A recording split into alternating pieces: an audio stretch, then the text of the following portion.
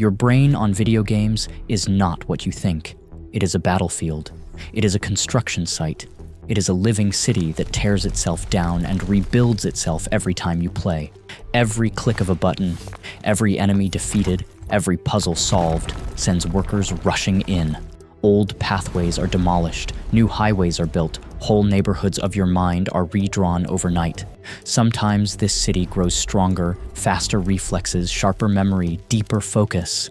Sometimes it grows restless, craving more stimulation, shorter attention, even addiction. Because every game you play is not just entertainment. It is a force that rewires you, not in years, but in hours, for better or for worse. The brain under fire. The human brain is not a solid machine. It is soft clay. It bends. It adapts. Every experience leaves its fingerprint. Scientists call this neuroplasticity, a living battlefield where neurons fight for survival.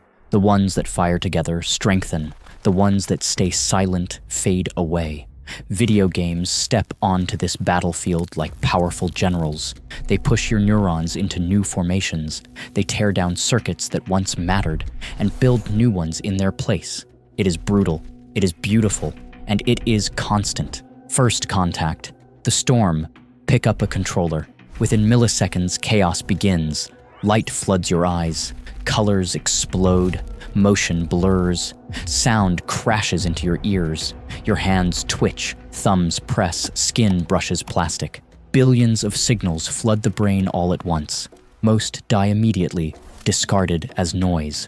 But some survive. The bright flash of an enemy. The sudden sound of danger. The feeling of your thumb pressing the right button. The brain filters.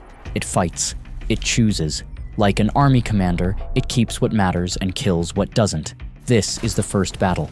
What seems like play is actually survival. The first reward. Then it happens. Victory. A glowing screen. A triumphant sound. Your brain releases dopamine. A spark of joy. A promise of reward. This tiny chemical drop is not harmless. It is fuel. It tells neurons, remember this. Do it again. And so they do. Neurons that fire together begin to wire together. Button presses link with outcomes. Reflexes tie themselves to success. Strategy fuses with memory. Bit by bit, the game is no longer on the screen. It is inside you, etched into the wiring of your nervous system. The training grounds of reflex. Fast-paced action games are brutal coaches. They keep your visual cortex and frontal lobe, the centers of sight, decision, and reaction, on fire. Every flick of a joystick, every twitch of a mouse, every dodge or counterattack, they hammer reflexes into circuits until they become second nature, like muscle memory carved directly into the brain. For a while, it feels like superhuman focus. You react faster than thought. You see danger before it arrives. Your hand moves before you know it, but there is a hidden cost.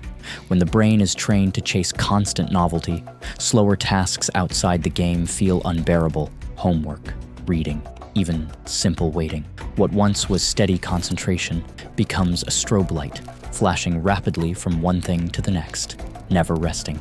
The maze of memory. Other games, slower ones, play a different trick. Puzzle games, strategy games, role-playing adventures. These force your hippocampus, the navigator and archivist of your brain, into action. It grows stronger each time you remember a pattern, each time you plan a strategy, each time you explore a maze-like world. Your brain becomes a gym. Every dungeon solved, every resource managed, every quest completed. They are not just entertainment.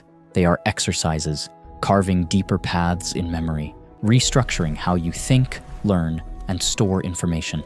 In these moments, gaming is not distraction. It is rehearsal for life. Two teams in your skull, inside the gamer's brain. Two armies are at war. On one side, the positive team. They sharpen hand-eye coordination. They build creativity. They strengthen multitasking. On the other, the darker team. They dig addiction trenches. They flood circuits with dopamine until ordinary rewards grow dull. They demand more stimulation just to feel the same. Every play session is a negotiation. Which side wins depends on how you play. Casino, inside your head. The fight is clearest in the brain's reward circuits. Dopamine flows like coins in a slot machine. Every loot drop, every victory sound, every unlocked level. Each one is a small jolt of pleasure, powerful enough to keep you going, unpredictable enough to keep you hooked. Over time, your brain stops politely asking. It begins to demand another round, another hit, another level. The line blurs. Are you playing the game? Or is the game playing you? The emotional stage. But video games don't only shape reflexes or memory. They touch emotions, deep ones.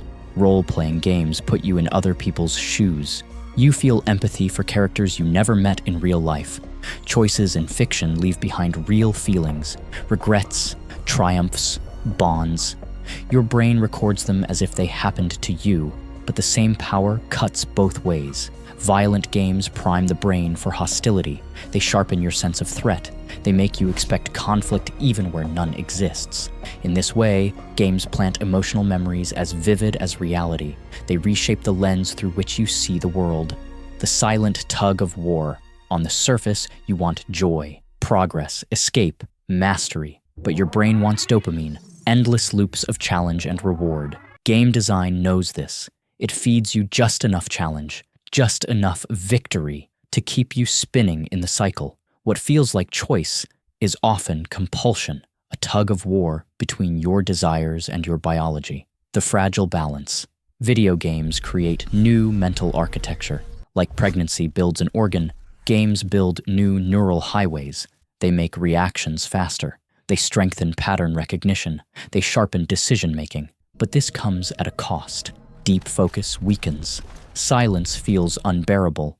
The brain becomes a fragile piece.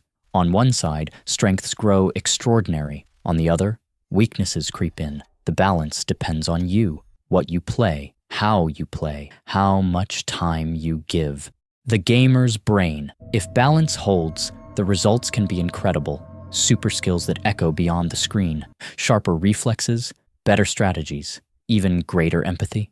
But if balance breaks, the same rewiring becomes burden, addiction, burnout, cognitive fatigue. Either way, the truth is this. Your brain today is the product of every level cleared, every puzzle solved, every world explored. The choice. Each time you play, you shape your brain. Each time you play, the game shapes you. Gaming is not good. It is not bad. It is power. Power to build. Power to destroy. Power to rewire you in ways you may not notice until much later. The question is not whether games change your brain.